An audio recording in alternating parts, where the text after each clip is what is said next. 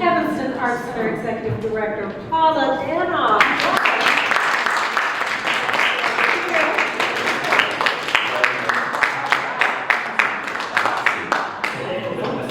Well, the arts are always the hot spot. Welcome, welcome. Thank you so much. I'm so honored to be here and thrilled with all of you coming and staying. And I'm always excited to talk about the arts, and I appreciate you being here today. So thank you very much. Absolutely. This woman works so hard. I truly believe that you don't get the credit, the recognition that you deserve. The Evanston Art Center, who's been here into the Evanston Art Center? It's absolutely beautiful in there, right? And this is the woman that leads that center, and you do an amazing job. Appreciate that. Yeah. We're very fortunate. This is our 95th year. So, I wasn't there when it was founded. If I start messing up when I'm talking, then you're going to think, oh my God, she was there when it was founded. But this is our 4th location, and we are the longest arts organization in Evanston. So there are many different things that come and go, as we all know, but we're still sustaining. And I think it's a testament to the community of Evanston that we were founded by 20 different arts organizations. They came together, and it was like, let's, fund the Evanston Art Center. And then over the years, we've morphed into right now where our focus is on the visual arts. And as you know, and I think Alderperson will tell us, there's probably 100 arts organizations with a 602 zip code. So it's a very, very vibrant community, and there's theater and music and visual and just so many. And we're also very fortunate in Evanston to have wonderful arts programming still in our schools. So thank you for that. Tax dollars. It's wonderful in that we are able to have that rich programming for the young people coming up. I grew up in Evanston, and I remember back in the day, taking field trips, and we went to the Art Institute starting in 1st grade with groups, every year. I mean, as a visual arts, and they made us go. We wanted to go to plays, and I don't know how much of that programming is still going on. Probably buses got expensive. I know. But it definitely was a really important part of my growing up, going and seeing these masters, and realizing what a rich cultural heritage Chicago has, and Evanston included. So it is very fortunate. We are in our 4th location, as I said. We moved there in 2015 in June. I can't believe it's almost, it is 9 years now. So, but who's counting? So anyway, but it definitely, it's been nice in all our locations. Certainly having the street access on Central Street in 40 spots of free parking has made it easy for people to see us. People drive by all the time, and that's been really nice that we've been able to be very accessible to everyone. We're open 7 days a week, so it's free to come in. And then you can take a class, which aren't free. But we do have very many scholarships and financial aid programs. No one's ever turned away for not taking a medium to pay. So, and we work with a lot of different, like the TED Fund, we work with lots of different funds to make sure that students, kids, and adults can take access to our classes. So it's, and I know they're expensive, like people coming up to Alden. Reville, I'm sure in the grocery store, people are constantly stopping me in other locations, like, these classes are really expensive. And I'm like, okay. But I'm like, aren't you getting something out of that? I know with my own art practice, it's not cheap, but I get something out of it, right? We were talking about aging your soul. And so, and I said, we do try to keep our costs as low as possible so that everyone can participate. So we have to pay our bills too. Our city water bill is kind of high. Wait, where do I go to talk about that? But we are fortunate that we have our building, and have as many classes. We have over 2,500 adult students, and now this summer, probably about 800 youth in our camps. And they're so adorable. I was in the washroom the other day, and there was 5 of us in there, and they were all wearing different shades of pink. And I had this shirt on, and they were like, well, it's not quite pink. And I'm like, but I want to be like you. I want that pink, you know. And so I was like, where else can you go to work and have conversations about pink clothes in the washroom with these adorable young people? So anyway, but that, so that's kind of what happens on the sort of the school side. But then we also have our very, very robust exhibition program. And we have an open call on our website so that anyone can apply. People are finding us from all over the world. It's very exciting. We've got we've had people from Europe and South America, just all sorts of people applying. And so it's been really nice. I know many times over the decades, the arts, it's gone through periods. We should probably get down and dirty in the arts now, but that hasn't seemed so open and inclusive. And so we at the Art Center do take that very seriously. Our strategic plan 5 years ago recognized that we need to make sure and ensure that everyone that wants to apply for a show can do that. And we have an exhibitions committee that is made up of artists and board members, curators, and they look at all the different applications and review them and vote on them. I don't have a vote, and the other staff member doesn't have a vote. So people are nice to me. I'm like, don't be nice to me. I can't.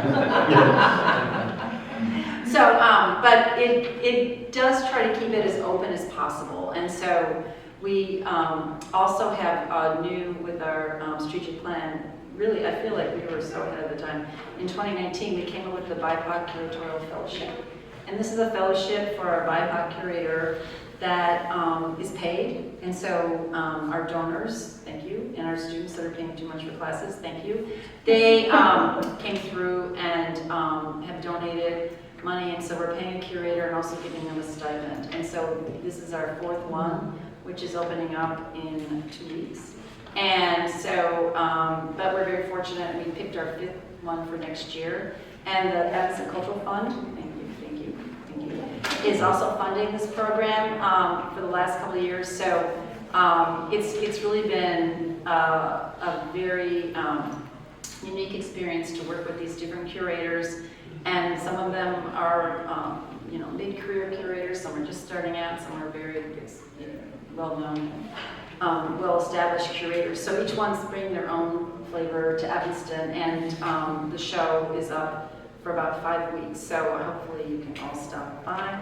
And that has allowed us to continue to say, people say things, we talked about this earlier, the discussions earlier, but I really feel like we recognized that need, and then we went forward and just did it, we didn't really have the money at the time.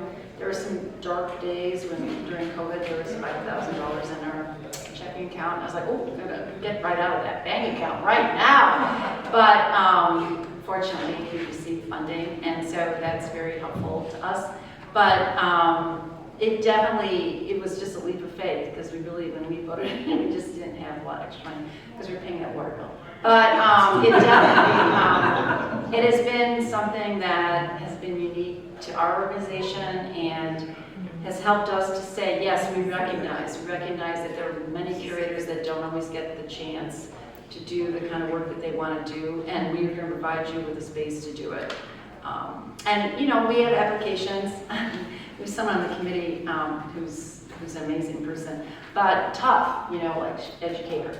So like that wasn't filled out properly, So, but we try to be as helpful, and sometimes we'll go back to a curator and say, maybe you want to rephrase this or redo this. And so, but we've been very fortunate in the shows that we've had and representing all different people from all. Actually, the City of Evanston has been able to get more arts funding over the last couple of years.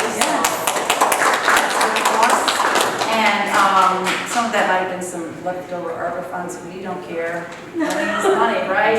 Bring it on. So that's been really fortunate for us too. And as we all know, the City of Evanston has so many things that we just heard this all today that they need to fund and need to figure out, and all of those good things. And the arts is a key part of it. So, and hopefully a key part of why people live here and want to be here.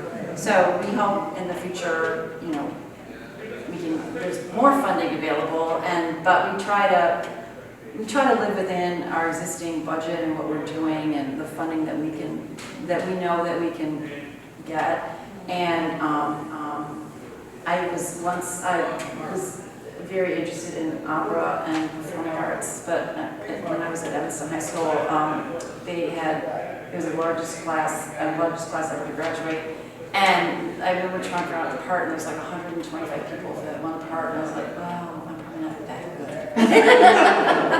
But, so then I moved on, and then I went into opera for a little bit, not singing or whatever behind the scenes, but then I found my visual art self. But, you know, I remember, and this is 30, 40, 50 years ago with Artist Kranich, when she was there, and she's like, well, we have to have Pavarotti, you know what I mean? And it was like, they couldn't afford Pavarotti, right? And so, you know, they made phone calls and people did it. But, you know, we try to live within our budget, and so we can continue to operate and grow and do the things that we can do. And so sometimes we have to make some choices, which we're always paying more than but we do have to make some choices, and sometimes we can't have some shows that we really want to because there's a cost involved and things like that. So, but as a community, you know, if you can just stop in, take a class, donate. We have our wonderful Winter Arts and Crafts Expo that takes place in November and December. There's 150 artists in that, and you can buy things for the holidays. I mean, that's a huge way to help us. We count on those dollars that we get from that, and it's nice because it is a bit of a mission-driven event because we are helping artists sell their work. We do try to keep things related that way. And people call and they're like, oh, we should do this and this. And I'm like, yeah, but we're a visual arts organization, you know. So it's all good.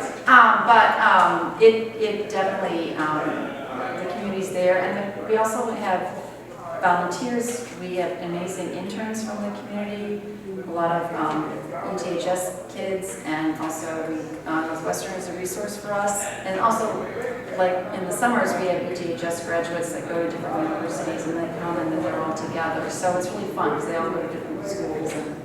But we try to engage as many young people as we can in that realm, and also, you know, with teachers and all sorts of things. People live in the area that teachers go to.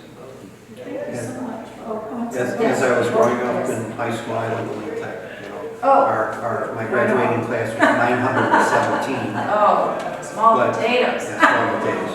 But, you know, one of the things I learned as a senior was that art imitates life.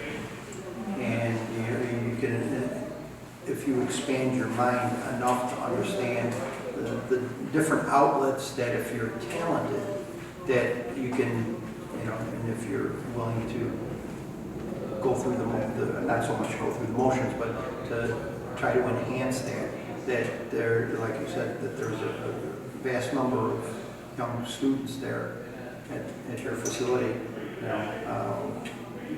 Yeah, so that's, I mean, it's always a great perspective, understanding that, you know, the next generation that's coming up, that they want to be involved, they want to, you know, not just make something of themselves, but to enhance their talent. Yeah, I think that's even, I know growing up, you know, the arts were there, but I think it's even more pronounced today. I think that your generation, they had more arts than your kids, you know, his campers. I mean, their parents are very focused. Like one parent wanted to know, you know, she had a conference with the teacher, but she wanted to make sure her 6-year-old was going to be next to us. So, you know, I was like, whoa. But you know what? That's a good thing, right? Like these parents are really vested. I'm sure my mom was probably like, where can I dump my kids for a week, you know? But I mean, no. But you know, it definitely, to your point, I feel like the arts in my mind, and maybe it's because of all the social media and everything that is obviously very artistically focused. I think it's stronger than ever, and which is very exciting for us. So. Yeah, because there are a lot of people in my age bracket, I'll put it that way, we weren't as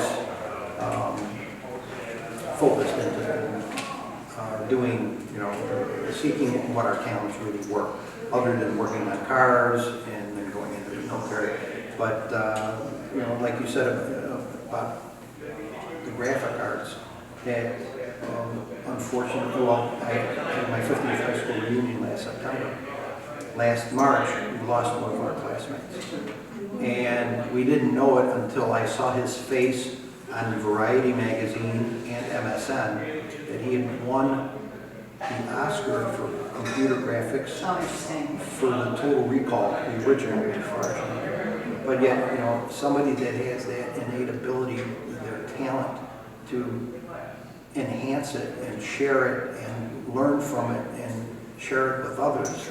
You know, like I said, every day I drive past your gallery, you know, and I like looking at some of the pictures that are hanging on the wall as I drive past. You know.